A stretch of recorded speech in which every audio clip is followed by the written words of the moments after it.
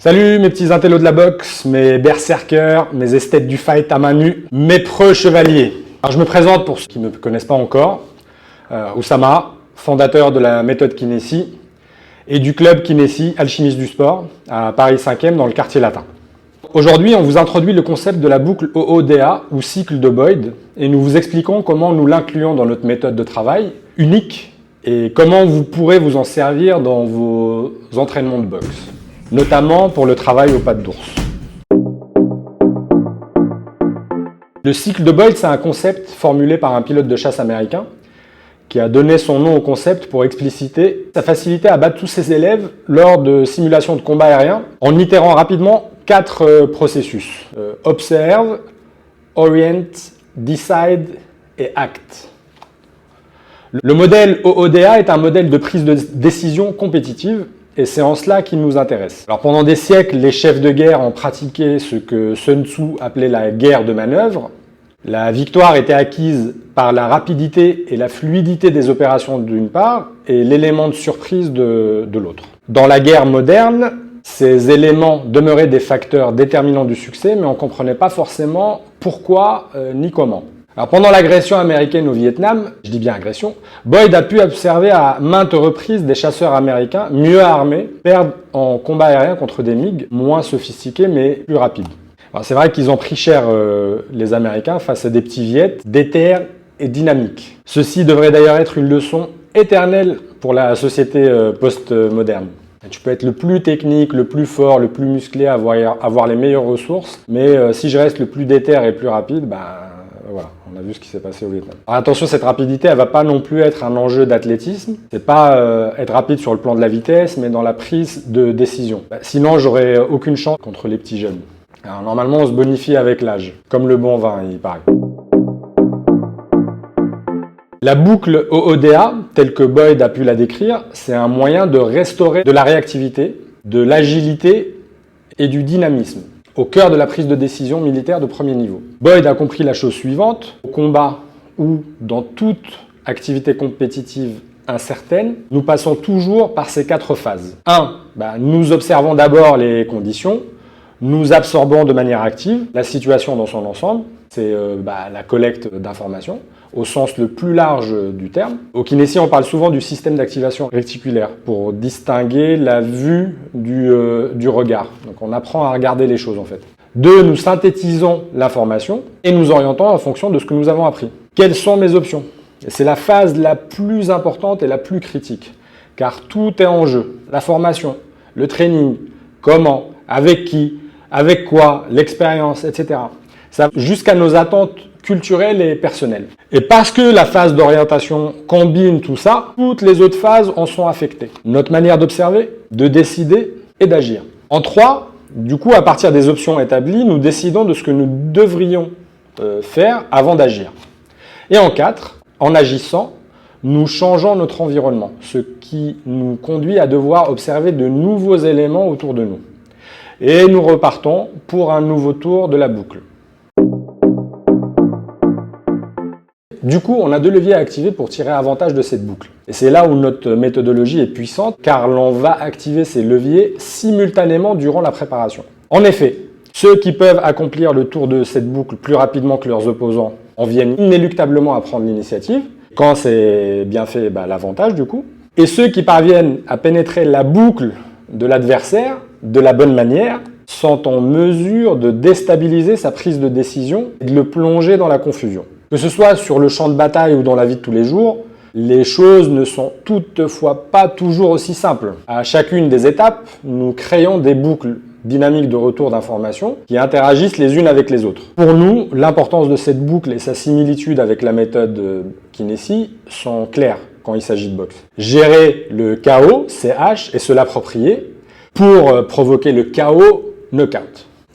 Punchline de ouf. Booba, je te termine easy. Bon, il faut remarquer un truc, ceux qui bouclent efficacement partagent certains traits de caractère, de créativité, de morale et de mental, qui les rendent capables d'appréhender le chaos et de travailler dans un cadre où la confiance, l'intuition, la détermination sont des facteurs majeurs. Deuxième remarque, il y a interaction réversible entre bien bouclé et ses traits. Ça va dans les deux sens. Quand les gens viennent travailler chez nous avec la méthode Kinési, le processus créatif est boosté. La détermination, la résilience et l'endurance, l'intuition et la confiance dans ses actions. Ces transformations sont parfois implicites quand l'ego et les préjugés sont tenaces. Et il suffit aux élèves de retourner dans leur club d'origine après un certain temps pour se rendre compte du level et du level up surtout qu'ils ont pris.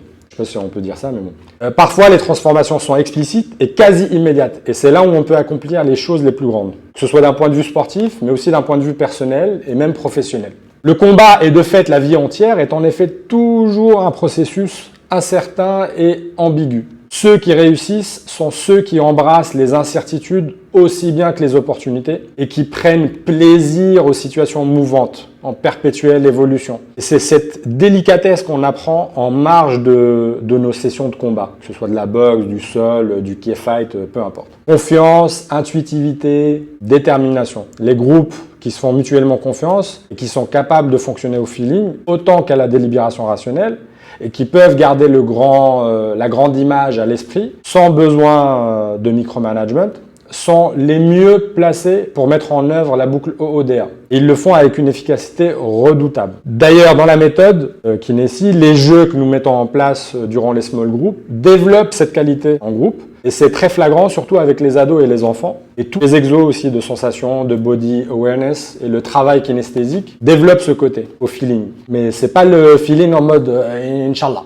On vise l'efficacité. Comme dirait un proverbe soufi, prie Dieu mais attache quand même ton chameau. Donc à l'usage, les concepts dont on parle se révèlent applicables dans plein de domaines. Et c'est pour ça que je répète souvent trois choses pour rendre compte des parallèles. Ce sont les décisions qui comptent.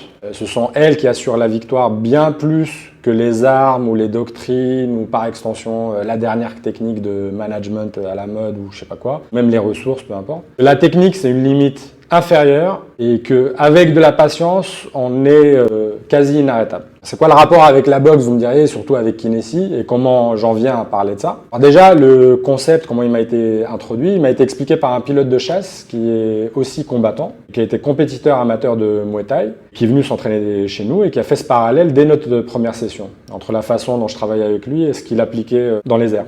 Et ce framework qui permet de clarifier les choses d'un point de vue tactique, théorique, mais bon, ça fait pas tout. Et pour être terre à terre, le premier parallèle que l'on peut faire simplement avec la boxe, c'est comment répondre à une question simple, c'est quoi les bonnes décisions en boxe? Et pour nous, ça se résume à 4 choses. 1, dérouter l'adversaire. 2, donner l'initiative. 3, bloquer. 4, désamorcer les attaques adverses. Si vous faites ça, vous gagnez tous vos combats à coup sûr. Et si vous faites ça excellemment, vous deviendriez champion du monde, même s'il le fallait. L'outil est utilisable tant à l'entraînement pour guider intelligemment sa progression et ses sessions de sparring, qu'en temps réel durant le combat et durant les échéances. Et la méthode Kinési permet de savoir quand une décision a été prise pendant l'entraînement et d'éviter de rester immobile. Elle permet de déterminer qui est le plus rapide, mais pas au sens athlétique, je répète, mais au sens du chronos, pour faire le philosophe. Et plutôt du coup en termes de timing, pour maintenir l'analogie philosophique, ce qu'on appelle le kéros en grec. Donc ça permet de savoir qui est en train de gagner, même si on va très doucement. Et ça va permettre de progresser en toute sécurité et de s'autoriser à l'erreur. Du coup, le coût de l'erreur, il va être peu élevé. Et en progressant correctement, on maintient un niveau de complexité élevé. Et en maintenant un niveau de complexité élevé, les choses deviennent simples. Vous savez bien que plus les choses sont simples, plus elles sont difficiles à expliquer.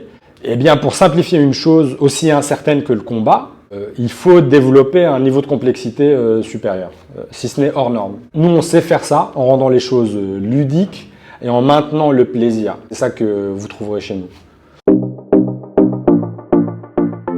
Bon, l'objectif, c'est aussi de pouvoir réévaluer très vite ces décisions à l'aide du test du réel. Comme dirait Lénine, l'éternel retour du concret. Il n'y a rien de plus véridique. Maintenant, il s'agit de le faire sans se blesser. Et c'est l'intérêt des sparring Kinési, des sessions progressives et fun, pour casser les fantasmes, quels qu'ils soient, avec un haut niveau de sécurité pour préserver ses neurones et développer une technicité supérieure. Donc il faut avoir des skills suffisants pour gérer un combat si jamais c'est nécessaire. Donc on admet que toute observation, orientation, décision et action est imparfaite. C'est le fameux « je sais que je ne sais rien ».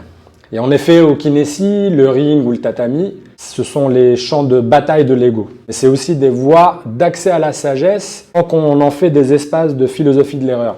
Donc, de fait, il faudra reprendre ce fameux cycle inlassablement. Et à force, on développera une agilité d'esprit sans égale et puis on n'aura pas peur de se tromper, de recommencer, de se tromper, de recommencer. Le plus fondamental en combat, c'est cette itération rapide. Si je devais faire un autre parallèle en boxe, d'ailleurs, pour être un peu plus clair, ce serait de prendre l'exemple du travail aux pattes d'ours. Alors sachez que c'est relativement facile d'apprendre des combinaisons 1, 2, 3, machin, boxe cubaine, je sais pas quoi là. J'ai quand même vu des gens dont la coordination était limite et qui arrivent au bout de 3 séances à faire des choses exceptionnelles. Et du coup, ça reste assimilable à du fitness. Mais on peut pas véritablement parler de combat. Et vous pouvez très vite paraître fort aux pattes d'ours, mais en combat, vous feriez descendre en moins de 2. Notre méthode aux pattes d'ours, c'est vous rapprocher de l'incertitude du combat tout en développant cette itération rapide.